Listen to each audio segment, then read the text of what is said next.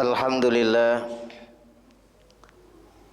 Alhamdulillahillazi nahmaduhu wa nasta'inuhu wa nastaghfiruh wa na'udzu billahi min syururi anfusina wa min sayyiati a'malina. May yahdihillahu fala mudilla lahu wa may yudlilhu fala hadiyalah. Asyhadu an la ilaha illallah wahdahu la syarika lah Al-Malikul Haqqul Mubin wa asyhadu anna Muhammadan abduhu wa rasuluhu la nabiyya ba'dah. Allahumma salli wa sallim ala sayyidina wa habibina wa syafi'ina wa maulana Muhammadin wa ala alihi wa ashabihi ajma'in. Amma ba'du fa ya ibadallah, usikum wa nafsi bitaqwallahi wa ta'atihi la'allakum tuflihun. Qala Allah Ta'ala fil Qur'anil Azim wa huwa asdaqul qailin. A'udzu billahi minasyaitonir rajim. Bismillahirrahmanirrahim. Ya ayyuhallazina amanu taqullaha haqqa tuqatih wa la tamutunna illa wa antum muslimun. وقال الله تعالى أيضا يا أيها الذين آمنوا اتقوا الله وقولوا قولا سديدا يصلح لكم أعمالكم ويغفر لكم ذنوبكم ومن يطع الله ورسوله فقد فاز فوزا عظيما. Sadaqallahul azim. Hadirin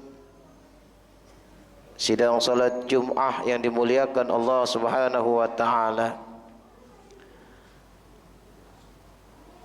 Di kesempatan yang teramat baik ini, Al-Fakir selaku khatib Jum'ah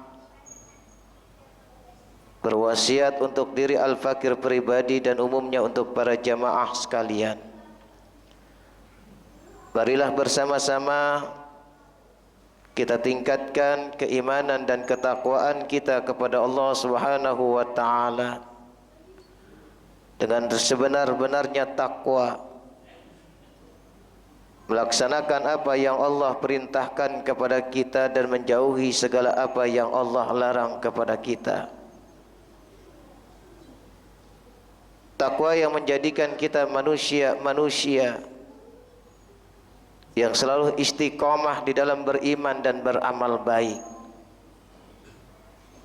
Karena itulah suatu perintah dari Allah Subhanahu wa taala, istiqomah di saat Allah memerintahkan kepada kita, istiqomah menjauhi segala apa yang Allah larang kepada kita. Tatkala kita mampu, hadirinnya dimuliakan oleh Allah Subhanahu wa taala, istiqomah dengan apa yang Allah perintahkan kepada kita dan menjauhi segala apa yang Allah larang kepada kita, maka insyaallah rahmat kasih sayangnya Allah Subhanahu wa taala akan turunkan kepada kita semuanya. Hadirin kaum muslimin wa jumratal mukminin, sidang salat Jum'ah yang dimuliakan Allah Subhanahu wa taala. Beribadahnya kita kepada Allah Subhanahu wa taala yang sudah merupakan satu kewajiban kita, tunduk dan patuh serta taat kepada Allah Subhanahu wa taala. Karena Allah Subhanahu wa taala menciptakan kepada kita adalah untuk beribadah kepada Allah Subhanahu wa taala, dan Allah jelaskan di dalam Al-Qur'an, "Wa ma khalaqtul jinna wal insa illa liya'budun." Dan tidaklah aku ciptakan jin dan manusia kecuali untuk beribadah kepada Allah Subhanahu wa taala. Beribadahnya kita kepada Allah Subhanahu wa taala agar Allah Subhanahu wa taala merahmati dan meridhai kita, agar Allah Subhanahu wa taala sayang kepada kita, agar Allah Subhanahu wa taala memberikan pahala-pahala kepada kita. Karena tatkala Allah Subhanahu wa taala sudah ridha dan menurunkan rahmatnya kepada kita, maka insyaallah kita akan mendapatkan kebahagiaan, baik kebahagiaan di dunia maupun kebahagiaan di akhirat. masuknya kita ke dalam syurganya Allah Subhanahu wa taala yang penuh dengan segala kenikmatan bukan karena lantas amalan ibadah kita yang begitu banyak, bukan. Masuknya kita ke surganya Allah Subhanahu wa taala bukan dikarenakan kita menjauhi segala larangan-larangan Allah, tetapi hadirin yang dimuliakan oleh Allah Subhanahu wa taala, dampak daripada kita istiqamah dengan melaksanakan apa yang Allah perintahkan kepada kita, menjauhi segala larangan-larangannya, itu yang akan mendapatkan rahmat dari Allah Subhanahu wa taala. Kalau dihitung-hitung hadirin yang dimuliakan oleh Allah Subhanahu wa taala, sebanyak apapun amalan ibadah kita, kebaikan-kebaikan yang kita lakukan dalam kehidupan dunia ini tidak akan dapat mendapatkan kita masuk surganya Allah Subhanahu wa taala.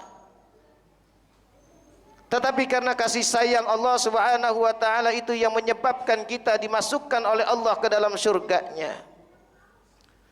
Ada satu kisah hadirin yang dimuliakan oleh Allah Subhanahu wa taala, yang kisah ini berasal dari malaikat Jibril alaihi salatu wassalam, di mana beliau bercerita, berkisah kepada Nabi Muhammad sallallahu alaihi wasallam, dulu ada seorang hamba, seorang abid, di mana seorang abid itu dihidupkan oleh Allah Subhanahu wa taala di sebuah gunung yang sangat tinggi sekali.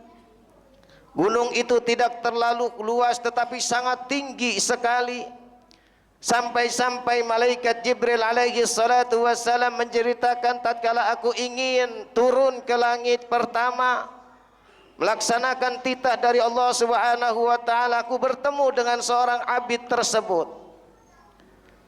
Beliau hidup selama 500 tahun lamanya, diberikan segala fasilitas oleh Allah Subhanahu wa taala, sehingga sang abid tersebut tidak kelaparan dan kehausan. Seorang abid tersebut selalu beribadah kepada Allah Subhanahu wa taala selama 500 tahun lamanya tanpa diiringi dengan dosa sekecil apapun itu dosa. Setiap hari beribadah kepada Allah Subhanahu wa taala tanpa ada dosa sedikit pun. Dan di setiap sujudnya hadirin yang dimuliakan oleh Allah Subhanahu wa taala, seorang abid tersebut, hamba tersebut selalu bermunajat kepada Allah Subhanahu wa taala, ya Allah, matikan aku dalam keadaan sujud. Di mana hadirin yang dimuliakan oleh Allah Subhanahu wa taala, permintaannya di setiap doanya agar Allah matikan dia dalam keadaan bersujud dikabulkan oleh Allah Subhanahu wa taala. Matilah dia seorang hamba dalam keadaan sujud. Hadirin kaum muslimin wa jumratul mu'minin rahimakumullah. Lalu tatkala Allah Subhanahu wa taala memerintahkan kepada malaikat untuk memasukkan seorang hambanya itu yang beribadah selama 500 tahun tanpa dosa memasuki surganya Allah Subhanahu wa taala, karena rahmat kasih sayangnya Allah Subhanahu wa taala, mendengar kata-kata ini hadirin yang dimuliakan oleh Allah Subhanahu wa taala, seorang hamba tersebut tidak menerima bahwa masuknya dia ke dalam surganya Allah Subhanahu wa taala karena rahmat kasih sayangnya Allah Subhanahu wa taala. Allah mengetahui apa yang ada di dalam hati seorang hamba tersebut. Lalu Allah Subhanahu wa taala memanggil malaikatnya, wahai malaikat, timbanglah segala amalan-amalan ibadahnya yang selama 500 tahun lamanya tanpa diiringi oleh sedikit dosa, tanpa diiringi dosa sedikit pun, dengan rahmat, nikmat yang telah aku berikan kepadanya berupa kenikmatan mata. Ditimbang hadirin yang dimuliakan oleh Allah Subhanahu wa taala, nikmat penglihatan selama 500 tahun yang Allah berikan kepadanya, dengan ibadah-ibadah yang begitu luar biasanya. Ternyata ibadah yang begitu banyaknya selama 500 tahun yang beliau lakukan seorang hamba tersebut lebih berat nikmat mata yang Allah berikan kepada kita. Belum nikmat-nikmat yang lainnya hadirin yang dimuliakan oleh Allah Subhanahu wa taala. Dari itu hadirin yang dimuliakan oleh Allah Subhanahu wa taala, ibadah kita kepada Allah Subhanahu wa taala agar kita mendapatkan rahmat kasih sayangnya Allah. mendapatkan keridhaan dari Allah Subhanahu wa taala.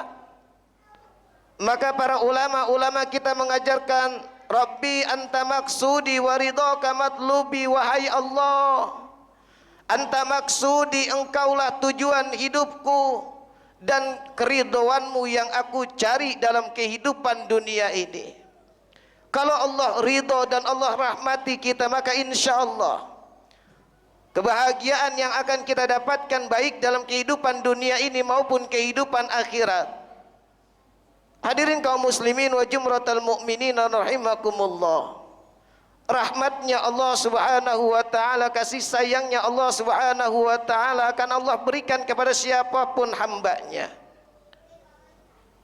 Dan rahmatnya Allah Subhanahu wa taala tidak akan turun kepada kita kalau kita tidak meyakini bahwa rahmat Allah Subhanahu wa taala begitu luas sekali.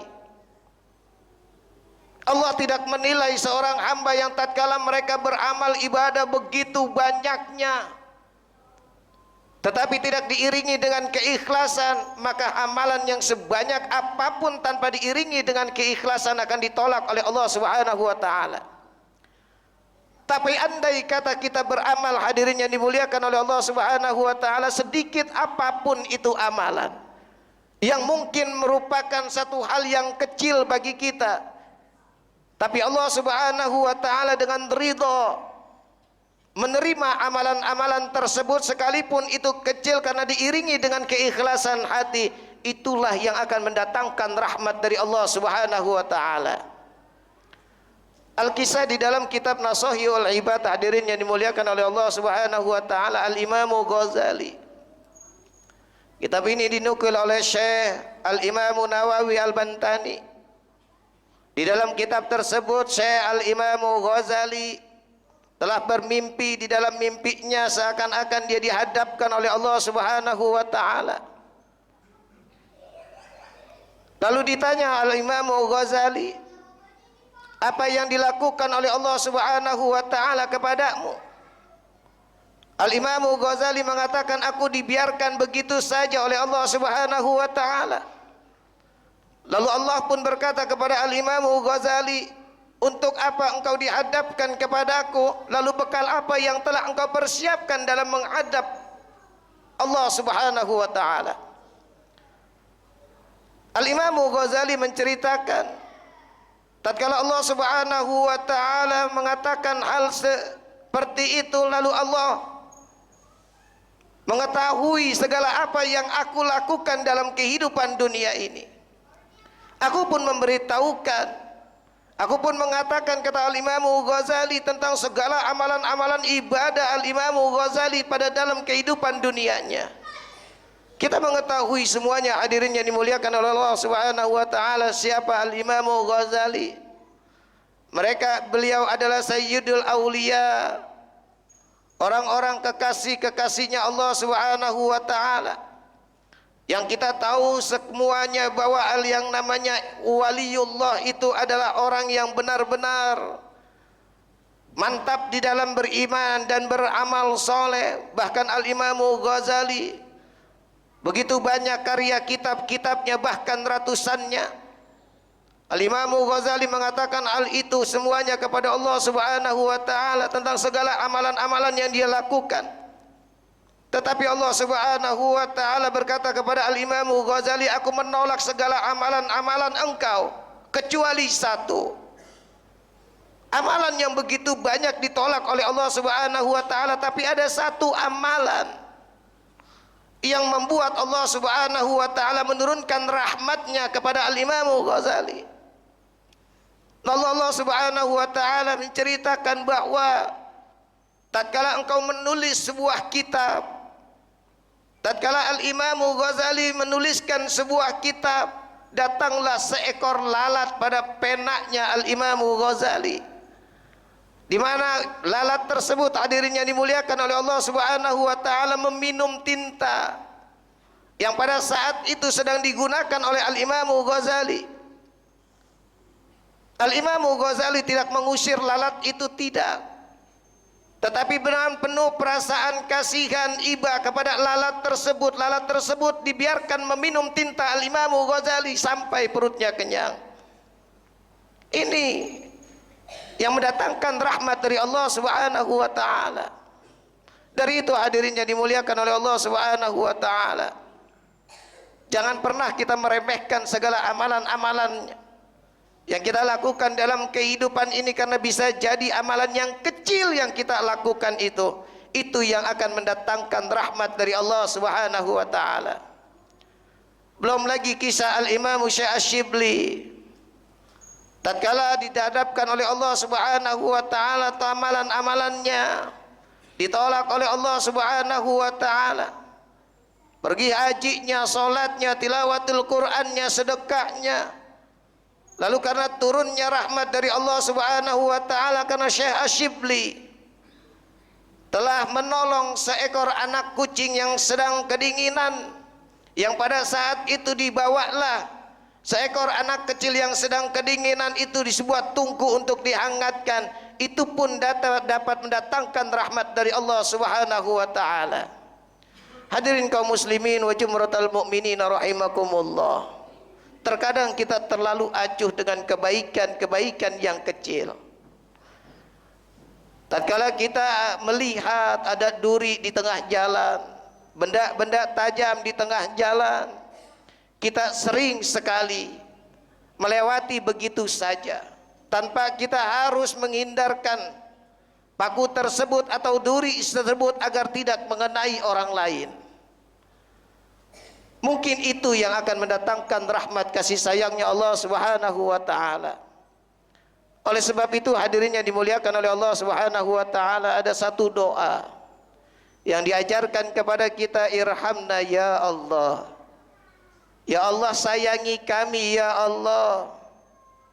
Lianna ma'rifataka, karena sesungguhnya rahmatmu ya Allah. Lianna rahmataka, karena sesungguhnya rahmatmu ya Allah, karena sesungguhnya kasih sayangmu ya Allah lebih aku butuhkan ya Allah ketimbang amalan-amalan kebaikanku.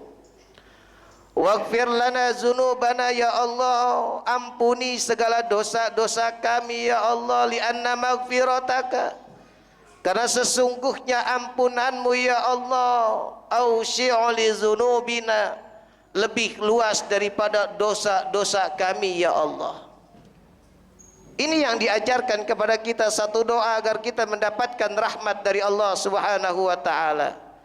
Hadirin kaum muslimin wa jumratal mukminin rahimakumullah. Inilah khutbah yang singkat. Mudah-mudahan termotivasi kepada kita semuanya untuk terus beriman kepada Allah Subhanahu wa taala, dengan terus beribadah, dan insyaallah akan mendapatkan kasih sayang Allah Subhanahu wa taala. A'udzubillahi minasyaitonir rajim. Bismillahirrahmanirrahim. Wal asri, demi masa, innal insana lafi khusr, sesungguhnya manusia benar-benar berada di dalam kerugian, illal ladzina amanu, kecuali orang-orang yang beriman, wa amilus shalihat, dan berbuat kebaikan, wa tawasaw bil haqqi wa tawasaw bis sabr, saling menasihati di dalam kebenaran dan kesabaran. Barakallahu li wa lakum fil Qur'anil azim, wa nafa'ani wa iyyakum bima fihi minal ayati wa zikril hakim, wa taqabbala minni wa minkum tilawatahu innahu huwas samiul alim. Aqulu qawli hadza wa astaghfirullahal azim li wa lakum wa li syairil muslimina wal muslimat wal mu'minina wal mu'minat fastaghfiruhu innahu huwal ghafurur rahim.